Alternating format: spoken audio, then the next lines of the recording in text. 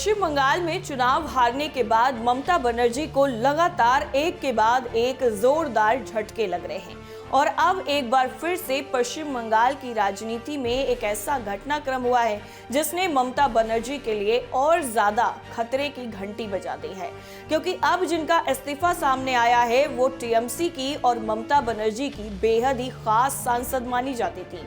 ऐसे में उनका इस्तीफा सामने आना पश्चिम बंगाल में टीएमसी के अंदर जो गुटबाजी चल रही है, जो बगावत चल रही है, वो साफ तौर पर नजर आने लग गई है। दरअसल पश्चिम बंगाल की राजनीति में तृणमूल कांग्रेस के भीतर असंतोष के जो सुर हैं वो खुलकर सामने आ चुके हैं।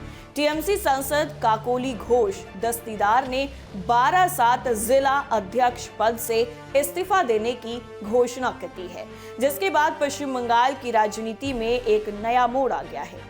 आपको बता दें, ये जो इस्तीफा दिया गया है इसके पीछे उन्होंने चुनावी हार और कामकाज के तरीके पर बेहद ही गंभीर सवाल उठाए हैं। सांसद काकोली घोष दस्तीदार ने अपनी प्रतिक्रिया में चुनावी प्रक्रिया के दौरान आई-पैक की भूमिका पर भी सवाल खड़े किए हैं। उन्होंने आरोप लगाया है कि चुनाव के समय आई-पैक टीम ने उन पर दबाव बनाने की कोशिश की थी, जिससे पार्टी के कामकाज के तरीके पर असर पड़ा।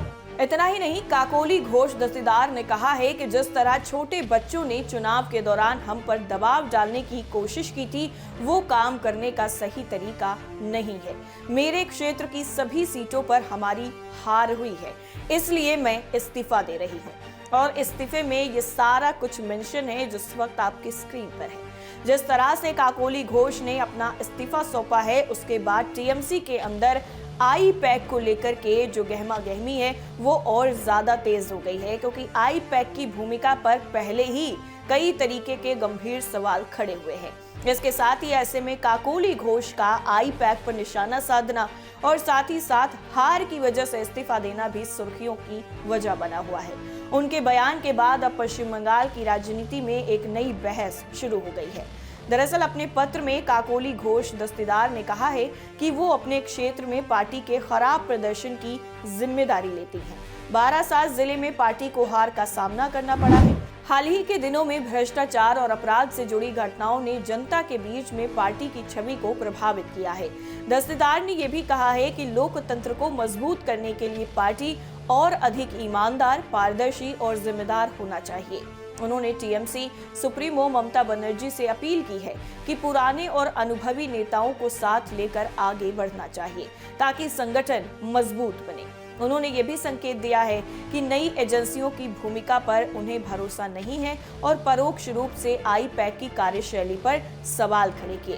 आपको बता दें, ये इस्तीफा जिस वक्त में आया है वो बेहद ही खास है, जब पश्चिम बंगाल में चुनावी नतीजों के बाद में तृणमूल कांग्रेस को कई स्तरों पर राजनीतिक झटके लग रहे हैं। इसी बीच में काकोली घोष का ये इस्तीफा भी सामने आया है। कई सीटों पर पार्टी को हार का सामना करना पड़ा है और कुछ क्षेत्रों में उसकी स्थिति भी बेहद ही कमजोर होती नजर आ रही है। इसी बीच में राजनीतिक आरोप प्रत्यारोप का दौर भी तेज हो गया है। पार्टी नेतृत्व चुनावी अनियमितताओं और ईवीएम गड़बड़ी के आरोप लगा रहा है। वहीं दूसरी तरफ संगठन के भीतर नेतृत्व और रणनीति को लेकर सवाल उठने लगे हैं। काकोली घोष दस्तीदार का इस्तीफा सिर्फ एक संगठनात्मक बदलाव नहीं माना जा रहा है, बल्कि इसे टीएमसी के भीतर बढ़ते असंतोष के संकेत के रूप में भी देखा जा रहा है। आने वाले दिनों में टीएमसी के लिए बेहद ही अहम होगा, क्योंकि जिस तरह से लगातार एक के बाद एक बड़े नेता, बड़े सांसद इस्तीफा देते हुए नजर आ रहे हैं, तो ममता बनर्जी के लिए ये मुश्किल करना, ये फेज जो है वो काफी ज्यादा अहम होने वाला है। वो किस तरीके से सिचुएशन को संभालेंगी ये भी देखना बेहद ही अहम होगा। आपकी क्या राय है इस पूरी खबर पर, हमें जरूर बताइए। फिलहाल के लिए इतना ही। नमस्कार।